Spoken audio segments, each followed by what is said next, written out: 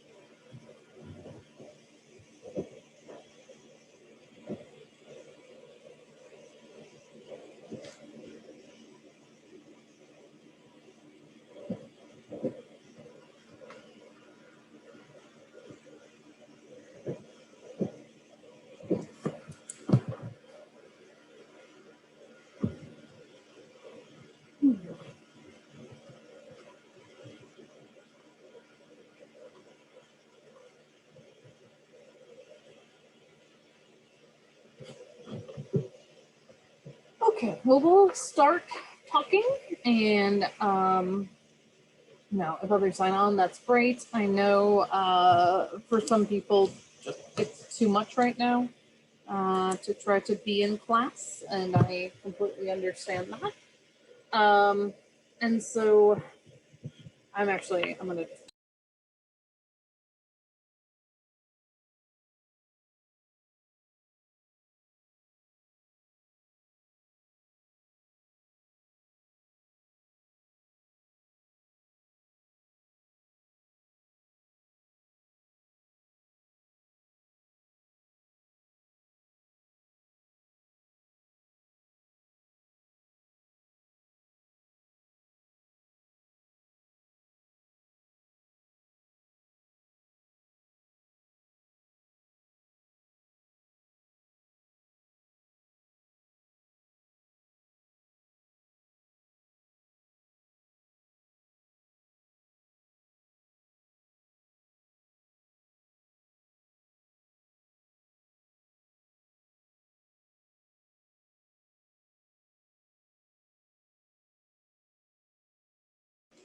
Alrighty, welcome back, everybody.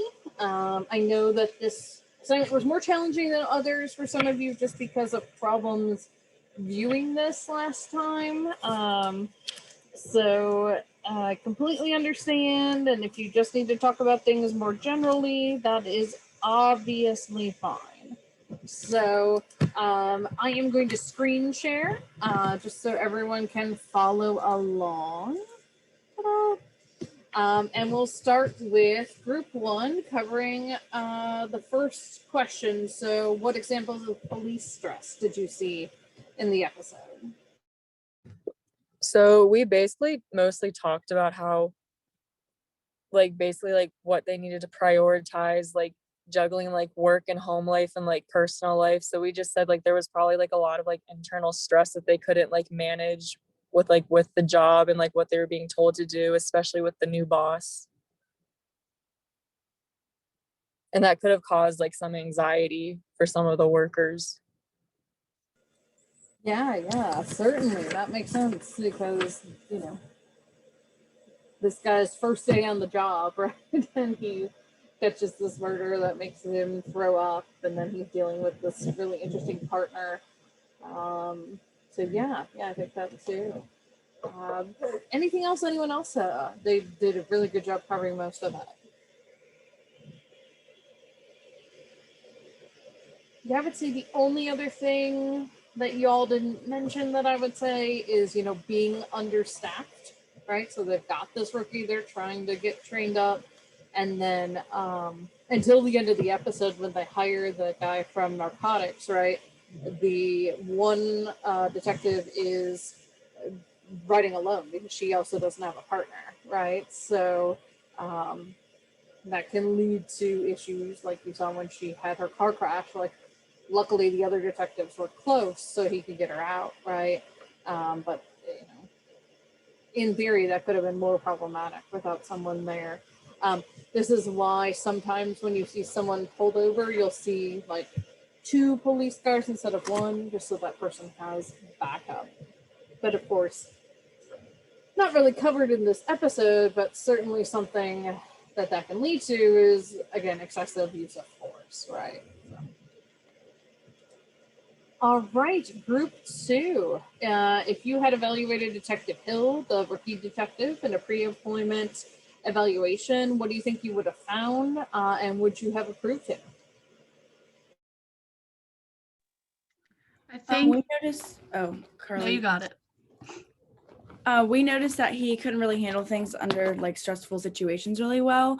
So if we gave him like an evaluation, we might have found that he could suffer with some type of anxiety, and we would have approved him because obviously a lot of people deal with anxiety and have anxiety, but we would have probably suggested doing a little bit more field work and like exercises with situations like that so he can handle it and cope with it better. Yeah, I think that's a really good point. I mean, he's a really good example of how when you move up, right? So even though he'd been a beat cop and, patrol officer and, probably seen a lot of stuff with that, right? It's very different than if you're the person who has to report to the homicide and analyze it and be in the presence of that body. So you saw when the female detective, I can't remember, I can't her name, so I feel bad, but showed up to the pharmacy double scene, right? There was an officer just sort of maintaining the line. That's more typically what a patrol officer would do in that scenario, rather than being the one in the pharmacy looking at the bodies, right? So yeah, you need some preparation for that. And you don't always get it, as you saw. Really interestingly, when I was working at the VA, they showed us some of the training that they do for, or at that time that they were doing for the soldiers who were going overseas to go to Iraq and Afghanistan, in terms of talking to them explicitly about like, these are some of the sights you might see, these are some of the smells, sort of preparing them for some of this might be traumatic, right? And they even had sort of like a catchphrase like "steal your battle guard" or something like that for it, which like could be hokey, but they actually did it in a way that didn't seem hokey at all, and like apparently soldiers responded really well to it. So yeah, sort of preparing people for, this is not gonna all be just like exciting, right? Like it's gonna also be really hard sometimes. Alrighty, group 3. If you were to evaluate Detective Fitch, who is the older guy, for a fitness for duty evaluation, what do you think you would find, and what would your recommendations be? So from the show, it seemed that he was like very thick-skinned, he's logical. His biggest downside was his inability to work with people. So I would have given him the pass, but I'd make him work on his people skills more.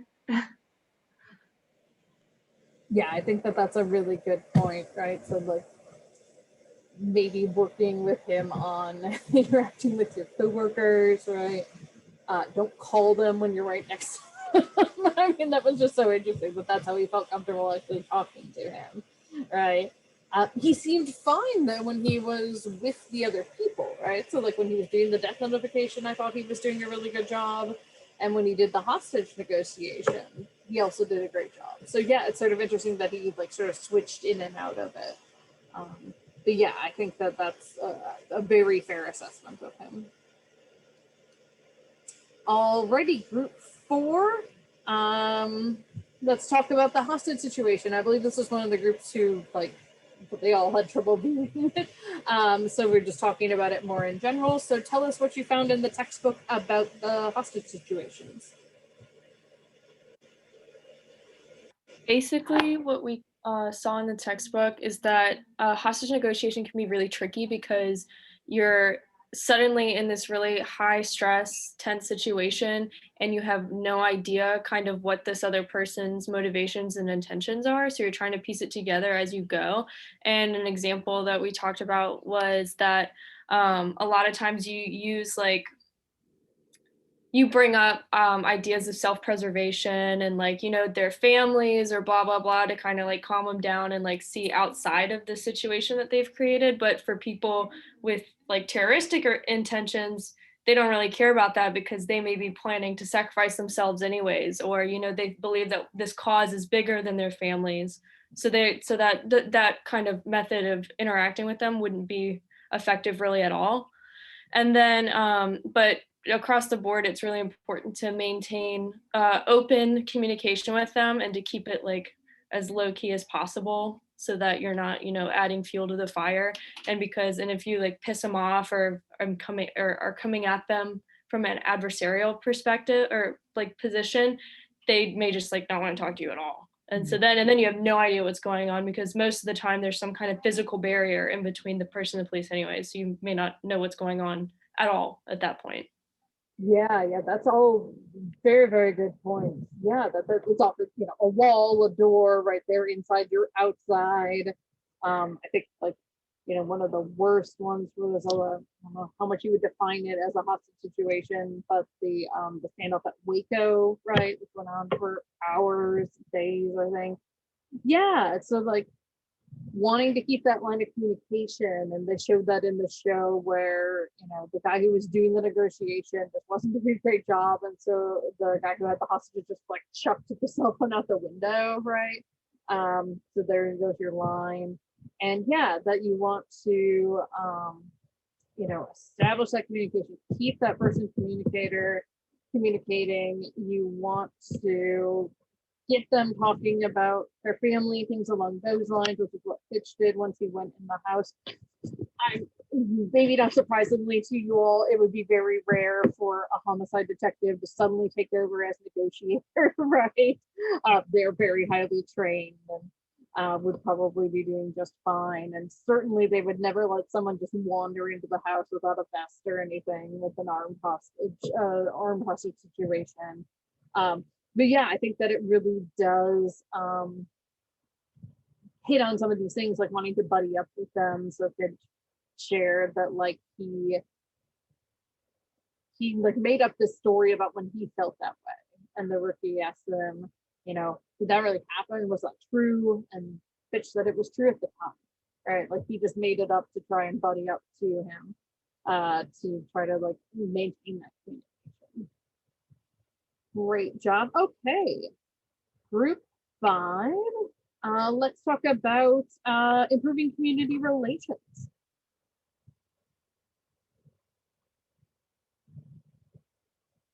So we kind of talked more about how they can maybe provide like trainings on how to be more sensitive when giving, that hard news to loved ones of victims of crime. And then we also talked about the hostage situation and how, easily convinced they were to let him go in unprotected and against protocols.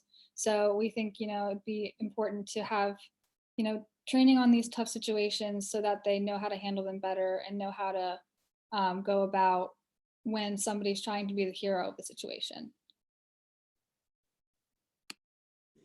Yeah, very good points, I think. But yeah, you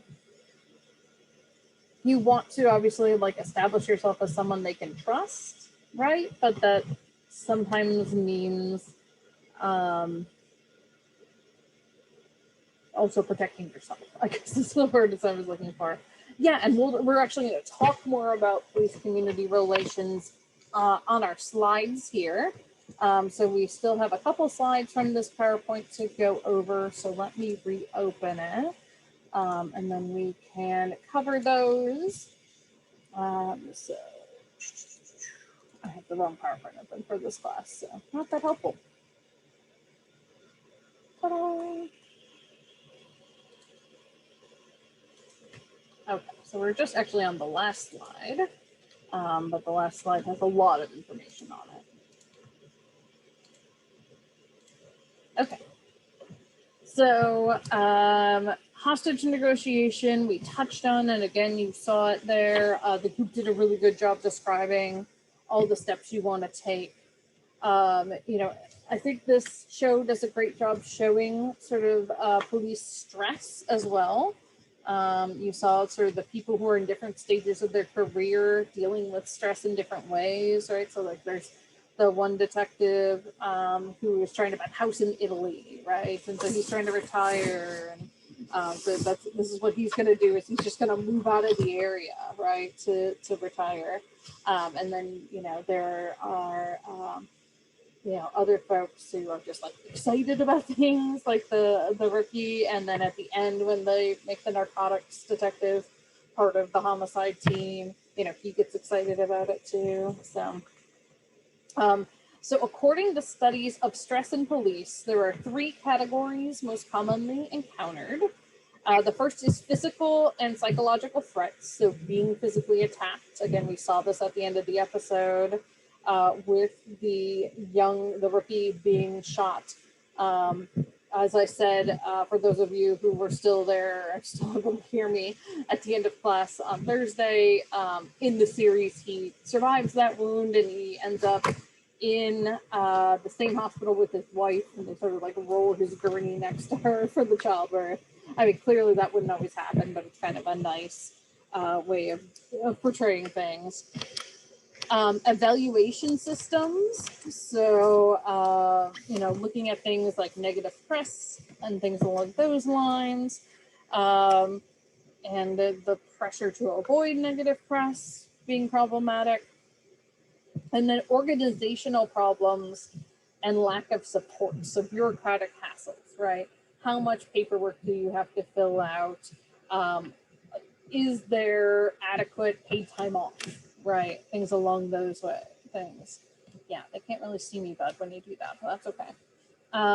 Stressful working conditions can also lead to burnout.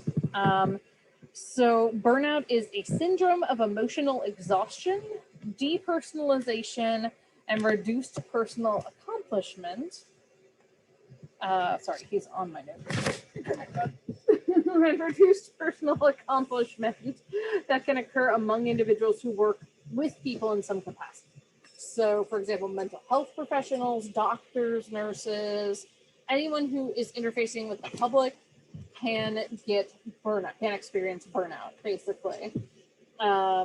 And so Jackson and Schuler, you don't have to know those names, but they have proposed 4 organizational qualities that actually increase burnout. So one is lack of rewards, so not getting any positive feedback, not ever feeling like you're appreciated in your job.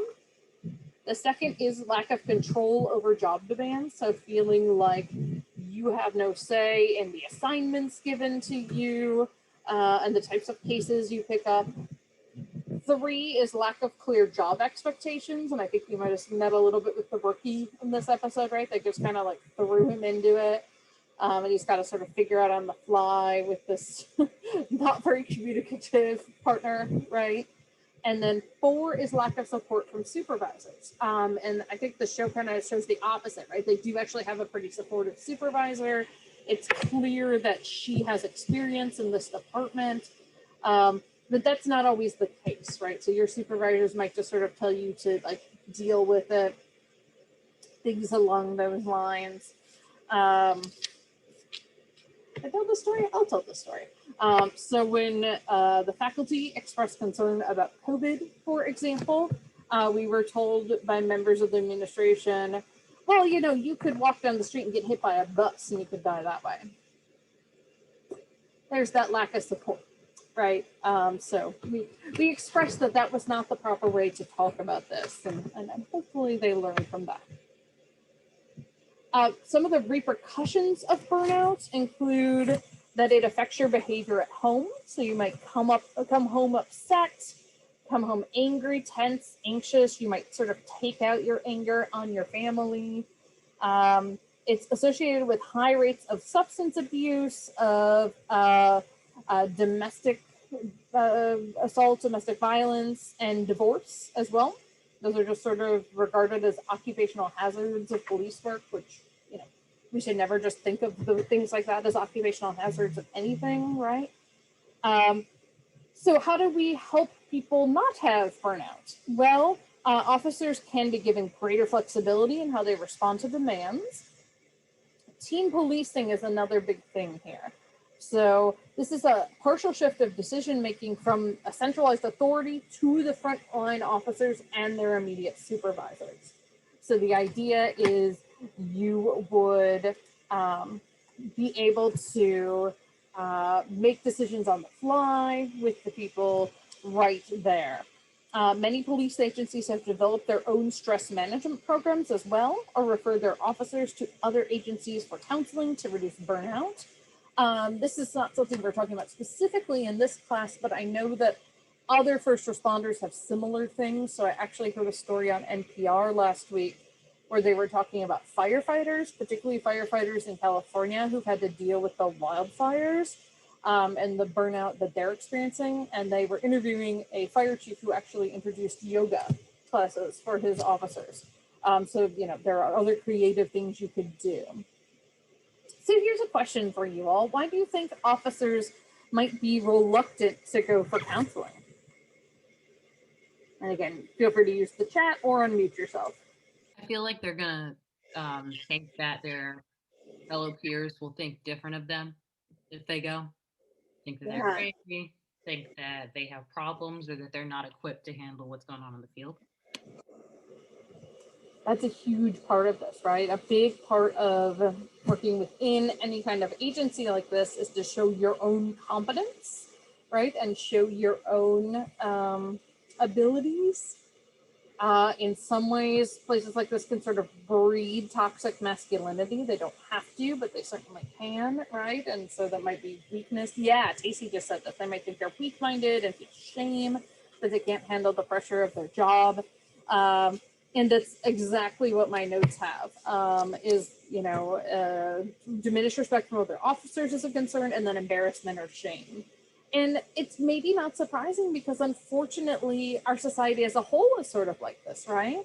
Where there's a lot of stigma associated with seeking help. And I think I might have mentioned this to you all before.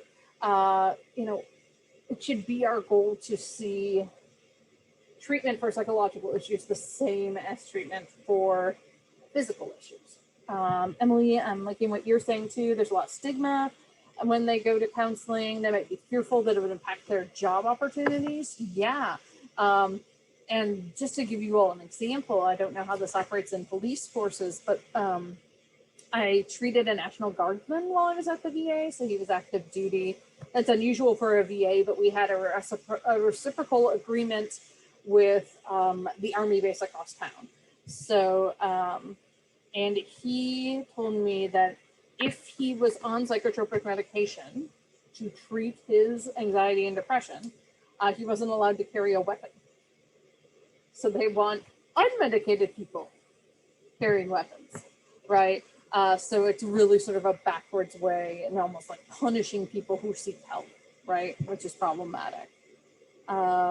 So to overcome this, police departments have developed alternatives for providing counseling to their officers, like peer counseling, where they work with another officer who may have been through something similar, and then providing counseling targeted at problems specific to the police officers, right? So maybe they would have more of like a psychoeducation group in general.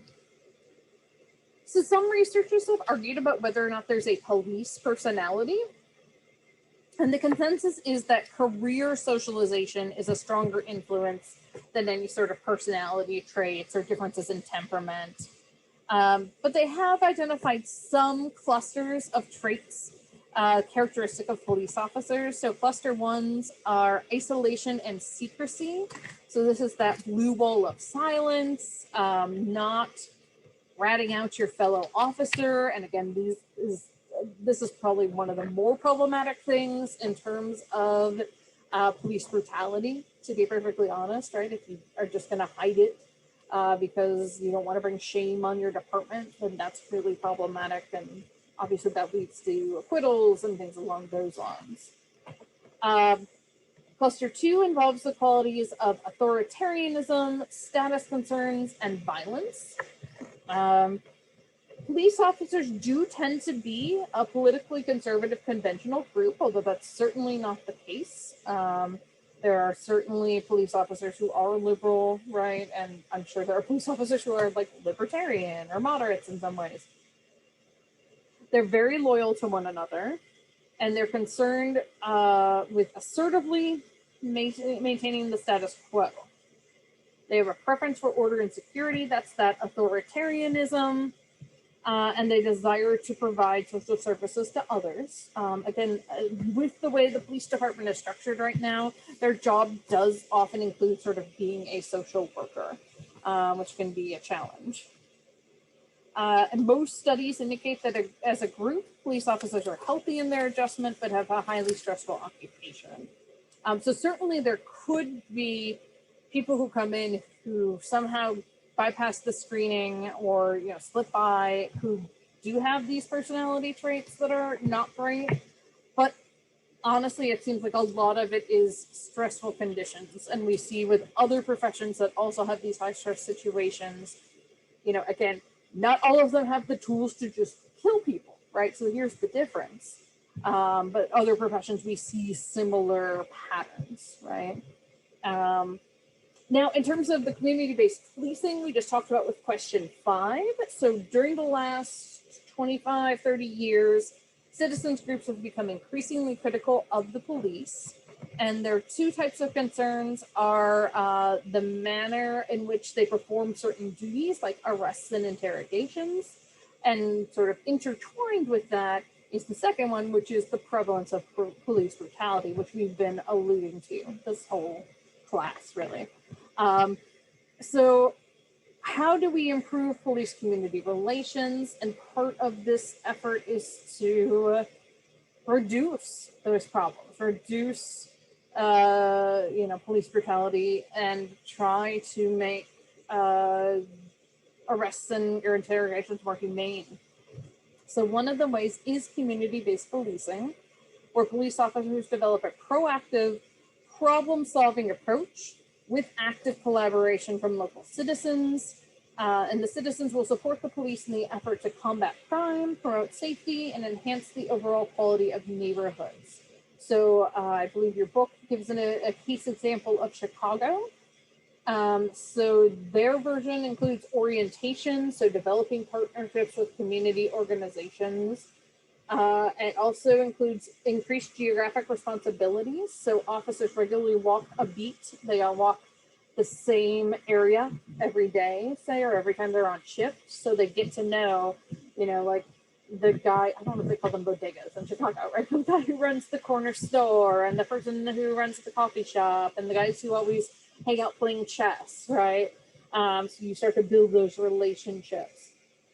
A structured response to calls for police service. So emergency calls being handled by a special team. Again, that would hopefully already have some of those pre-established relationships. A proactive problem-oriented approach rather than just being a knee-jerk reaction to crime, trying to implement proactive prevention. Brokering more community resources for crime prevention. And then analysis of crime problems. So taking a step back, looking at the data, what are the things we're seeing over and over, and how can we do some prevention work around that? And then in terms of community-based policing, about 2/3 of local police departments and over half of sheriff's offices in the US have some sort of community-based policing activities. And some with community-based policing report large improvements in the public's attitude towards the police department and reductions in rates of serious crimes. Community policing is also associated with greater self-protection efforts, lower fear of crime, and stronger feelings of attachment with the community. So again, not a perfect solution, right? But if you are more involved, right, if you are interacting with the community more, you're going to be aware of the issues the community is facing. You are going to run into the people that you might see in a potential crime scenario, right? So then like, oh, that's Bob. He didn't actually steal anything. He forgot his wallet, right? or, geez, Marco, what are you doing? And I know you, and this is not what you're like. So again, I think a lot of what happens with any kind of brutality, whether it's gang violence or police brutality, is the dehumanization of the other person, right? So the idea that this is somehow an other, this is a criminal, not a person, right? And so community policing strips away your ability to do that because, again, you know these people. And sometimes that's not great, right? So my understanding is the guy who kneeled on George Floyd's neck for 9 minutes knew him, right? And so that is obviously not an example of community policing success. Again, there are bad people sometimes, but I think there are also toxic environments. And again, environments that reinforce this idea, whether it's through departmental politics and or other things that these people are less than people in some way. And that's really what leads to these incidents, is because, again, you're not seeing this as a fellow human being, you're seeing this person as a criminal, a thing, right? And that leads to those issues. So again, community policing done well strips that away. Alrighty, so because we only have maybe 10-ish minutes left, I'm not going to try to dive into the next lecture. It just won't work with the way I have it structured. But so you all can log off, and I will see you on Thursday, and we will start talking about eyewitness testimony then. And if anyone does have any questions, comments, anything like that, I'll stick around for a couple minutes.